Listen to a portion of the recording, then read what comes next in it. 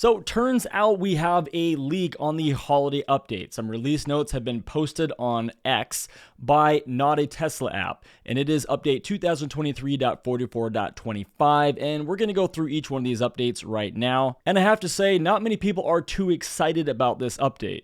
Usually the holiday update is the biggest one of the year, the most exciting stuff that we get all year long, and many are saying this is kind of leaving people wanting. So I'm looking forward to hearing what you guys think and if you feel that way after we go through these.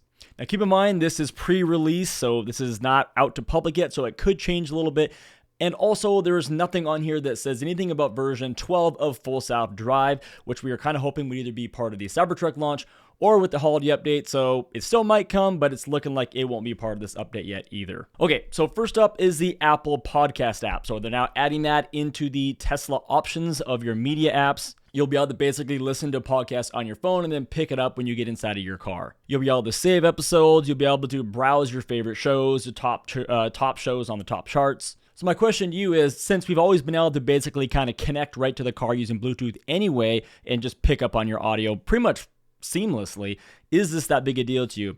And do you use the Apple Podcast app, or do you have a different podcast app that you guys use? Next, there's an update to the Tesla Arcade. Now your car will actually match the color that you set to your toy box in the colorizer. So if you've changed the color of your car, so when you look at your settings screen, it's now going to be the same color inside of the game. Additionally, there's some rumble effects that some games will have for the PS4 and 5 as well as Xbox controllers. And there's a few other small things. But my question is, how many of you guys actually play games in your car? And if you do, what's your favorite game? There's quite a few of them now. We're getting automatic 911 calls. So anytime your airbag goes off, automatically your car will call 911. At first I thought, well, that's going to be kind of annoying. What if it's a small minor thing? And the reality is that they're actually going to give you a countdown timer, so you will be able to actually cancel this if you don't want them to call 911. And of course, your phone will need to be connected via Bluetooth to your car to actually make that phone call. Next is speed cameras on your route. So now navigation is going to include both speed cameras, stop signs, and stoplights on your navigation screen.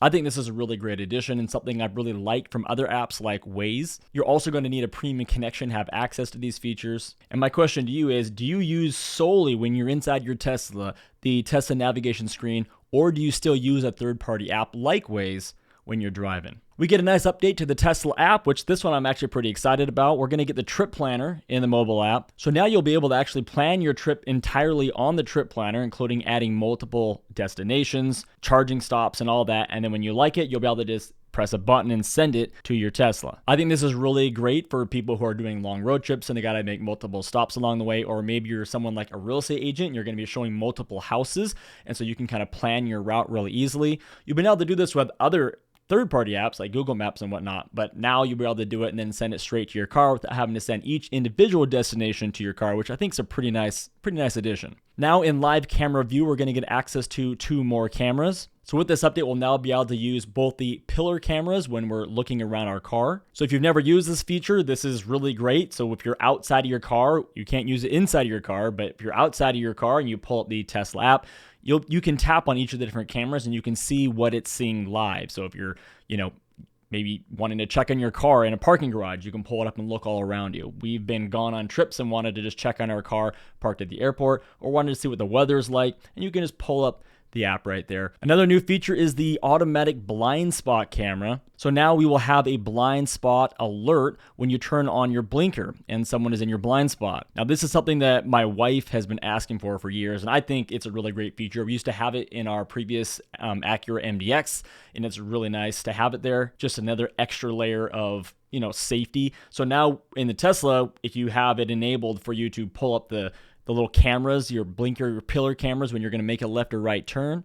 Now on the side of the camera screen, it's going to be like red if someone's in your blind spot. So you can kind of see that red there on the side.